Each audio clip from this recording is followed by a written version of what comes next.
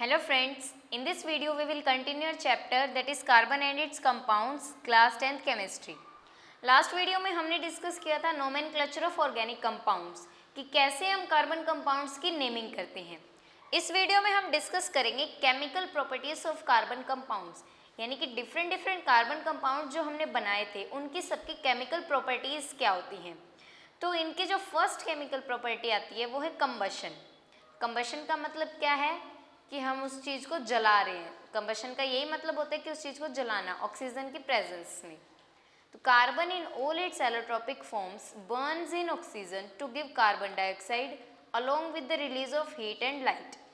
Carbon के जितने भी कंपाउंड्स होते हैं, अब देखो कार्बन क्या करता है, ऑक्सीजन की प्रेजेंस में बर्न करता है और क्या प्रोड्यूस करता है, कार्बन डाइऑक्साइड। हमने एक इक्वेशन पढ़ी है कि C+O2 carbon plus oxygen will form CO2, carbon dioxide produce करता है। तो जितने भी कार्बन कंपाउंड्स होते हैं वो भी तो किससे बने हुए होते हैं, कार्बन से बने हुए होते हैं। मैंने आपको ये पहले भी बताया है कि जितने भी कार्बन कंपाउंड्स होंगे उनकी केमिकल प्रॉपर्टीज क्या होती है, सेम होती हैं, चाहे उनकी एलोट्रोपिक फॉर्म डिफरेंट हो, कि डायमंड हो, ग्रेफाइट हो, चाहे वो एग्जिस्ट किसी भी स्टेट में कर रहा हो, लेकिन केमिकली क्या होते हैं वो सेम होते हैं, यानी कार्बन से ही बने हुए होते हैं।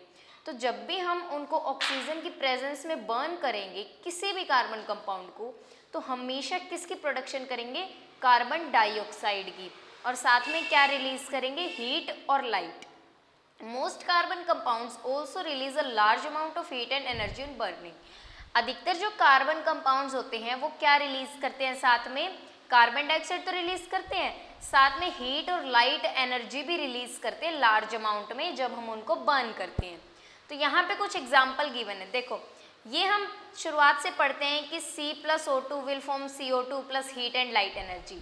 तो जितने भी कार्बन कंपाउंड, चाहे हम CH4 ले लें या CH3 CH2OH ले लें, जब भी हम किसी भी कार्बन कंपाउंड को ऑक्सीजन के साथ रिएक्ट करवाएंगे या फिर ऑक्सीजन की प्रेजेंस में बर्न करवाएंगे, हमेशा किसकी प्रोडक्शन होगी, CO2 की।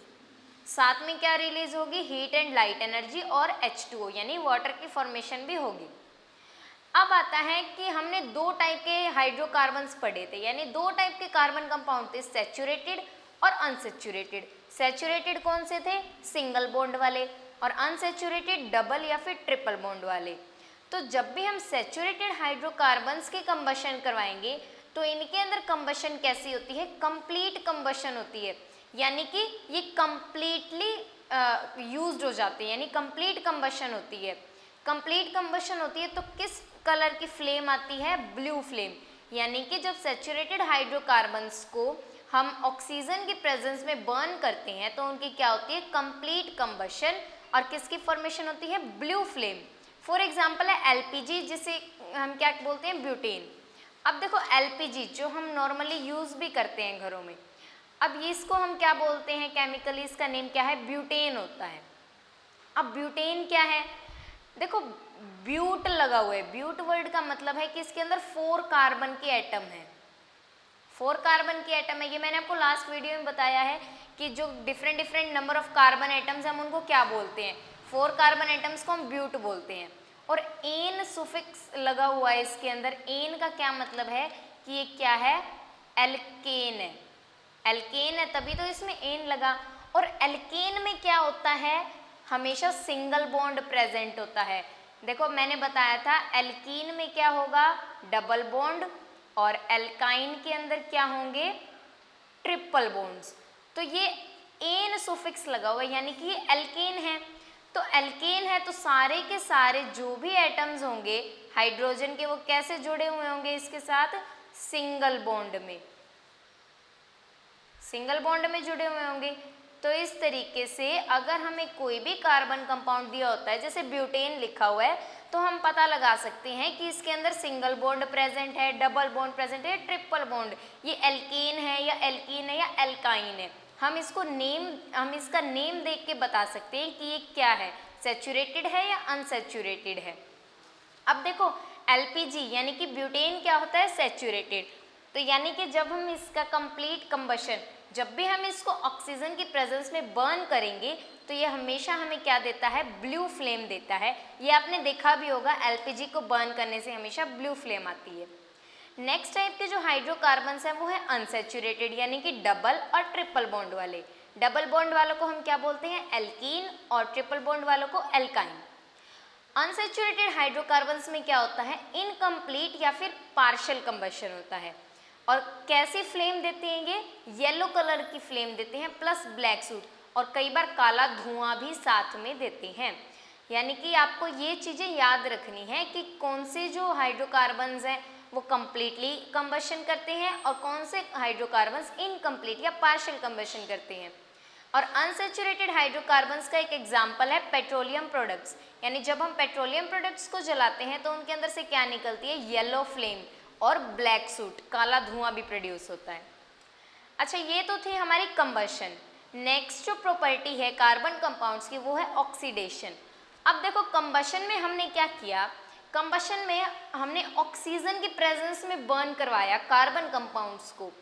तो जब भी हम किसी भी कार्बन कंपाउंड को ऑक्सीजन प्रोवाइड करते हैं तो उसका क्या मतलब है, उसका मतलब है हम उसकी ऑक्सीडेशन करवा रहे हैं। तो कहीं ना कहीं कंबशन और ऑक्सीडेशन आपस में इंटरलिंक ही होते हैं। ऑक्सीडेशन का क्या मतलब है, प्रोवाइडिंग ऑक्सीजन, ऑक्सीजन प्रोवाइड कर रहे हैं हम किसी सब्सटेंस को।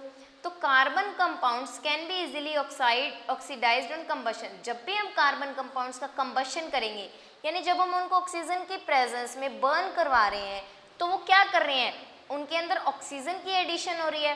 देखो जो ये एग्जाम्पल है, कार्बन को हमने ऑक्सीजन की प्रेजेंस में बर्न करवाया, CO2 का फॉर्मेशन हुआ, कार्बन के अंदर ऑक्सीजन ऐड होगी and addition of oxygen is known as oxidation reaction. यानी कि जब हम कंबशन करवाते हैं तो क्या हो जाता है, कार्बन कंपाउंड्स का ऑक्सीडेशन हो जाता है। In addition to this complete oxidation, we have reaction in which alcohols are converted to carboxylic acids। और अब देखो कार्बन कंपाउंड्स के अंदर जो अल्कोहल ग्रुप होता है, देखो कोई भी कार्बन की चेन है उसके साथ अगर मैं OH लगा दूं तो यानी कि ये क्या बन गया, अल्कोहल बन गया। अल्कोहल क्यों, मैंने आपको फंक्शनल ग्रुप में बताया OH किसका सिंबल है, अल्कोहल का। यानी कि अब ये इसकी जो प्रॉपर्टीज होंगी कार्बन कंपाउंड्स की वो कैसी होंगी, अल्कोहल जैसी होंगी। और अगर मैं इसके साथ यही कार्बन कंपाउंड, इसके साथ अगर मैं double bond oxygen single bond OH लगा देती हूँ, अब ये क्या बन गया, अब ये बन गया कार्बोक्सिलिक एसिड। क्यों, डबल बॉन्ड ऑक्सीजन और सिंगल बॉन्ड OH जब प्रेजेंट होते हैं तो वो किसका फंक्शनल ग्रुप होता है, कार्बोक्सिलिक एसिड। ये आपको फंक्शनल ग्रुप याद रखने कि कौन सा किसका फंक्शनल ग्रुप है, कार्बोक्सिलिक एसिड बन गया। अब देखो जब भी हम अल्कोहल्स की ऑक्सीडेशन रिएक्शन करते हैं तो अल्कोहल्स किस में चेंज हो जाएंगे, कार्बोक्सिलिक एसिड्स में, ठीक है। और इसका एक एग्जाम्पल है, यहाँ देखो CH3CH2OH, OH लगा हुआ है यानी कि क्या मतलब, ये क्या है, एक अल्कोहल है। और जब हमने किसकी प्रेजेंस में, अब देखो इसकी ऑक्सीडेशन करवानी है तो कोई ना कोई ऑक्सीडाइजिंग एजेंट भी चाहिए जो इसको ऑक्सीजन प्रोवाइड करे। तो ऑक्सीडाइजिंग एजेंट का काम कौन करेगा, यहाँ पे एल्केलाइन KMnO4 ले सकते हैं या फिर हम क्या ले सकते हैं, एसिडिफाइड K2Cr2O7। ये दोनों क्या काम करेंगे, ऑक्सीडाइजिंग एजेंट का, जो इसको क्या प्रोवाइड करेंगे, ऑक्सीजन। और जब इसको ऑक्सीजन प्रोवाइड करेंगे तो इसकी क्या हो जाएगी, ऑक्सीडेशन रिएक्शन, और ये किस में कन्वर्ट हो जाएगा, CH3COOH। OOH का क्या मतलब है, यहाँ पे कार्बोक्सिलिक एसिड में चेंज हो गया, ठीक है। तो इस तरीके से अल्कोहल्स किस में चेंज हो जाते हैं, कार्बोक्सिलिक एसिड में। कब चेंज होते हैं, जब उनकी ऑक्सीडेशन रिएक्शन हो। Some substances are capable of adding oxygen to others. These substances are known as oxidizing agent। यानी कि ये जो सब्सटेंस हमने लिए हैं KMnO4 और K2Cr2O7, ये क्या कर रहे हैं, इसके अंदर ऑक्सीजन ऐड कर रहे हैं, और जो ऑक्सीजन ऐड करवाने का काम करे उन्हें हम क्या बोलते हैं, oxidising agents. Alkaline potassium permanganate और acidified potassium dichromate are oxidising alcohols to acid. इस केस में क्या कर रहे हैं, ये अल्कोहल को क्या कर रहे हैं, ऑक्सीडाइज कर रहे हैं to carboxylic acid. So they are known as oxidising agent. तो इसीलिए हम एल्केलाइन पोटेशियम परमैंगनेट और एसिडिफाइड पोटेशियम डाइक्रोमेट को क्या बोलेंगे, ऑक्सीडाइजिंग एजेंट्स। अब एल्कोहल्स के अंदर जब भी कंप्लीट ऑक्सीडेशन होगा तो वो किसकी फॉर्मेशन करेंगे, कार्बोक्सिलिक एसिड की, जिसका एग्जांपल मैंने अभी आपको ऊपर लेके बताया है।